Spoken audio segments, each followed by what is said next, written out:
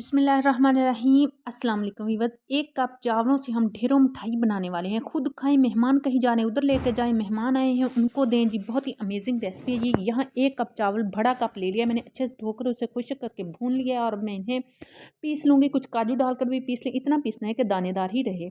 यहाँ half cup मैंने खुश्क दूध लिया है और हाफ़ कप ही भैंस का दूध है, कोई भी दूध ले सकते हैं। अच्छे से मिक्स कर लें, कोई लम्स ना रहे और फिर पका लें। और यहाँ जी मैंने शीरा भी पका लिया है अच्छे से। और यहाँ मैं कुछ खुशक मेवाजात ले रही हूँ, वो भी थोड़े-थोड़े फ्राई कर लूँगी और फिर इन्हें भी अच्छे से पीस लूँगी और कुछ मैं डिशावर के लिए रख लूँगी। यहाँ जी नारियल लिया है, उसे भी मैं पीस लूँगी। नारियल मैंने डाल दिया है, कुछ चावल का आटा भी डाल दिया है, सब कुछ डाल के अच्छे से 1 चम्मच भून लूँगी। यहाँ पर 1 चम्मच मैंने घी डाला है और शीरा डाल के अच्छे से भून लिया। यहाँ जी मेरी मिठाई दानेदार तैयार हो चुकी है। आप ऐसे ही खा सकते हैं, टुकड़ियाँ बना सकते हैं इसकी, खुद खाएँ, मेहमानों को दें, कोई कहीं जा रहे हैं वहाँ लेकर जाएँ। अल्लाह हाफ़िज़।